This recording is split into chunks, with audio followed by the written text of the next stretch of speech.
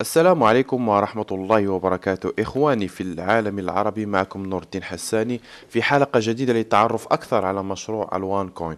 في هذه الحلقة سوف نتعرف أكثر عن السبلايت، فهي طريقة عملية للحفاظ على قيمة التوكن، كما يمكن الاستفادة منه لمضاعفة عدد التوكن وبالتالي الحصول على وان كوين أكثر. نوع الباقة الذي سوف تشترون هي التي تحدد كم مرة سوف تستفيدون من السبلايت. المدة الزمنية ما بين كل سبلايت هي غير محددة، لكن تتراوح ما بين شهرين إلى 3 أو 4 أشهر. قبل أن نتحدث عن السبلايت دعونا نتكلم عن التوكن أو الرموز أولا. عند شرائكم مثلا لباقة 1000 يورو فسوف تتحصلون على 10,000 توكنز. عند القيام بعملية رياضية حسابية سوف نرى أن ثمن التوكن الواحد هو 0.1 يورو، وهذه تسمى القيمة الأولية، بحيث أنه عند شراء أي باقة فإن القيمة الأولية للتوكن هي 0.1 يورو. فمثلا لو اشترينا باقة 500 يورو تعطينا تقريبا 5000 توكنز، أي واحد توكن يساوي دائما 0.1 يورو، وهذه هي القيمة الأولية. وكما نعلم جيدا أنه يحق لنا شراء التوكن من منصة التداول الداخلية، وبالتالي كلما كان الطلب كثيرا عليه زادت قيمته داخل المنصة.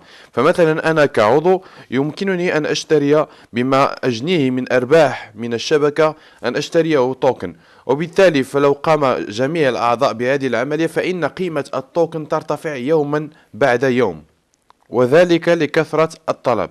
شركة الوان كوين وضعت خطة ذكية، وهي عندما يكون ثمن التوكن 0.1 يورو فإن السبلايت يكون في 0%، وكلما ارتفع في منصة التداول كلما ارتفع مقياس السبلايت. وعند وصول توكن لثمن 0.26 يورو فإن السبلايت يكون قد وصل ل100%، وبالتالي تتم إعادة التوكن لثمنه الأصلي وهو 0.1 يورو، وكذلك إعادة سبلايت لنقطة الصفر. بالنسبة للأعضاء الجدد فيمكنهم الاستفادة من عملية سبلايت، بحيث أن السبلايت يقوم بمضاعفة التوكن الذي تمتلك قبل تعدينه حسب الباقة. فإذا كنتم تمتلكون باقة الستارتر أو التريدر أو البرو تريدر أو الإكزيكيوتيف تريدر، فعند شرائكم الباقة لأول مرة سوف تستفيدون من السبلايت مرة واحدة. فمثلا إذا اشتريت باقة البرو تريدر الشركة سوف تعطيني 10,000 توكن، يمكنني الانتظار والاستفادة من السبلايت لكي تصبح 20,000 توكن، وبالتالي يمكنني أن أبعث بال20,000 توكن إلى التعدين للحصول على 1 كوين مضاعف. باقة التيكون والبريميوم يستفيدون من السبلايت مرتين، أما باقة الفيستيفال فتستفيد من السبلايت 4 مرات.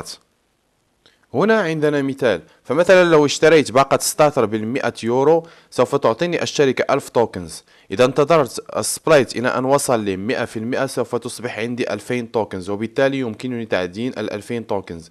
إذا كانت عندي باقة التريدر ب500 يورو سوف تعطيني الشركة 5000 توكنز، وبالتالي الاستفادة من السبلايت أي 10,000 توكن. وكذلك بالنسبة للبرو تريدر الاكزيكيوتيف تريدر التيكون يستفيد من السبلايت مرتين، أي 60,000 يمكنني أن أضربها في 4، سوف تصبح يعني نتيجة السبلايت الأول 120,000 توكن، ثم نتيجة السبلايت الثاني 240,000 توكنز.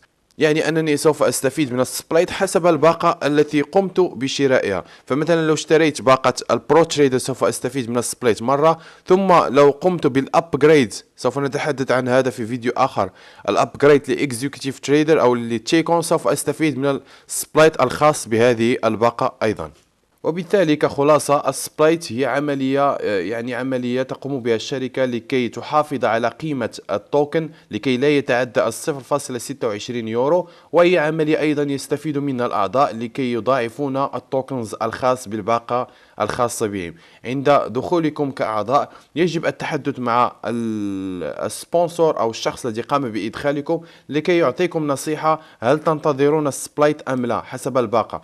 يعني يجب دائما التواصل مع السبونسور الخاص بكم. دمتم في رعاية الله، وإلى اللقاء.